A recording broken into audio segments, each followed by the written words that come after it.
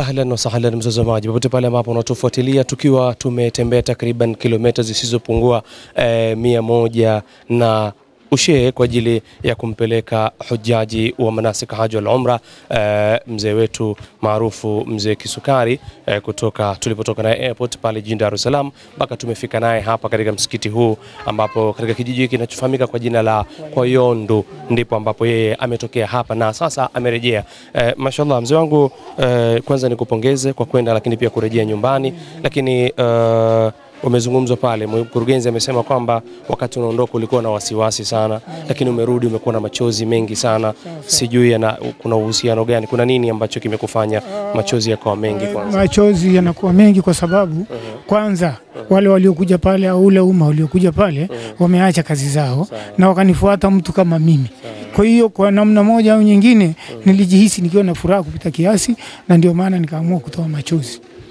Wasiwasi wako ulikuwa nini kabla hujaondoka? Ulikuwa na wasiwasi, na pale umezungumza pia ukanambia kama uliwahi kuacha kugawa mirathi, sijui mawasia, kitu kama hicho. Hebu tuhadithie ilikuwaje?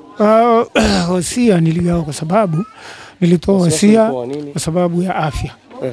Afya yangu ilikuwa sio nzuri, na wakati ule mimi najiandikisha kwenye manasiki kidogo hali ya afya yangu ilikuwa sio mbaya, lakini baada ya siku ile naletewa taarifa za kwenda hali ilikuwa si nzuri. Kwa hiyo ikawa imenipa wasiwasi mkubwa, na nikaona tu kwamba pengine nikienda sintarudi. Ukaona wasiwasi kwamba ukienda utarudi? Sintarudi.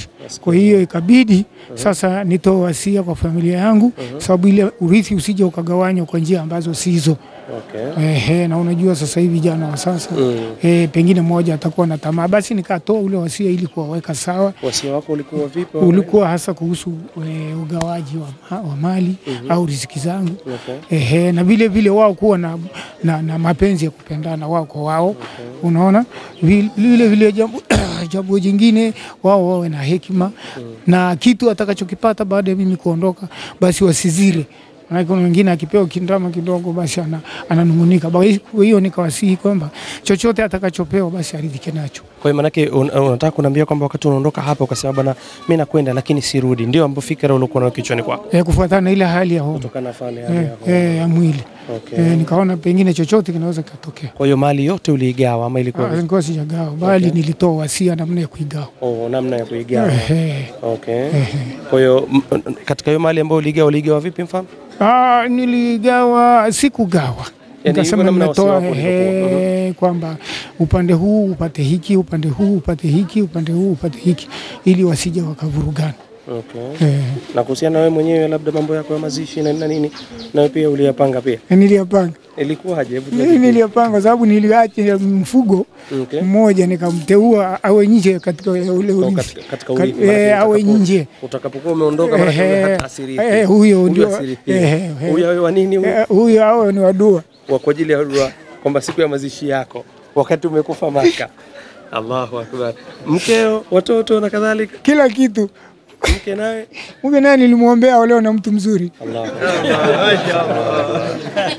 Mzee anasema mke naye alimuombea leo na mume mzuri. Kwa ulimpoint kwa bwana, mimi nikifa Maka kule mke wangu aolewe na fulani au ilikuwa? No. Nilisema aolewe na mtu mzuri. Aolewe na mtu mzuri. Watoto wakakwambia aje? Hawakujibu kitu kwa sababu mimi niliwaambia kwamba atakayemuoa mama yenu basi ndio baba yenu. Kwa hiyo mna haki ya kumtii na kushirikiana naye. Watoto hawakukuzuia kusema bwana baba mbona unafika mbali na vitu kama hivi? Sina mtoto wa tabia hiyo. Na wao walianza kulia tu machozi. Kwa sababu wao walikwenda mbali zaidi, wakaona kwamba kwa yale maneno ninayoongea basi pengine ndio mwisho wangu, sintarudi tena. Leo siku ya kwanza ambao unarudi, umewasiliana na watoto wako. Yupo mtoto wako hata mmoja hapa? Hayupo. Allahu akbar. Walivyopata taarifa kama baba amerudi salama na wao wamefurahi sana. Wamefurahi sana. Wamefurahi sana. Mwenyezi Mungu akujalie kila la kheri. Inshallah.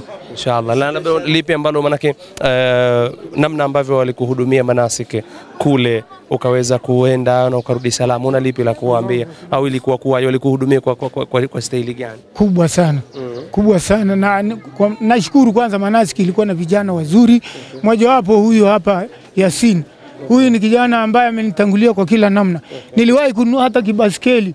Huyu wakina Yasini hao walinunua kibaskeli kwa sababu nikifikia mahali nikilemewa waweze katika ibada gani wakati huo? Wakati huo tunatoka Maka, tunataka kwenda Mina.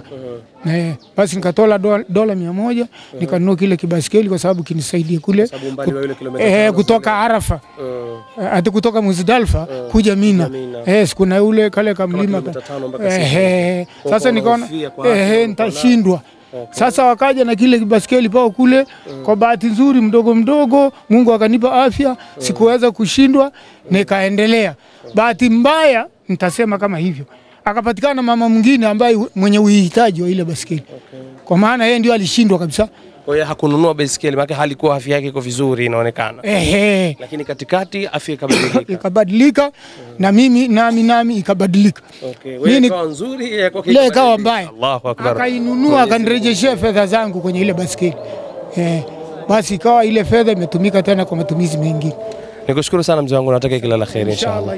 Mtazamaji, mzee Kisukari ndiye ambaye basi tulikuwa naye, tumezungumza naye, na hapa tunamwacha sisi, tunaelekea na tuendelee na safari. Lakini moja katika vitu ambavyo vilinishangaza ni baada ya kuzungumza kwamba aliacha wasia kabisa, akagawa mpaka mali yake mpaka na mkewe, nani wa kumuoa ama aolewe na nani, kutokana tu na ile hali yake ya kiafya kuwa sio nzuri namna hiyo. Bila shaka si jambo dogo kwa kweli, kwa sababu unajijua, unasema umeamini kwa mimi naenda huku na sirudi, alafu pia unaenda. Allahu Akbar. Sina la ziada. Naitwa Ridwan Sharif.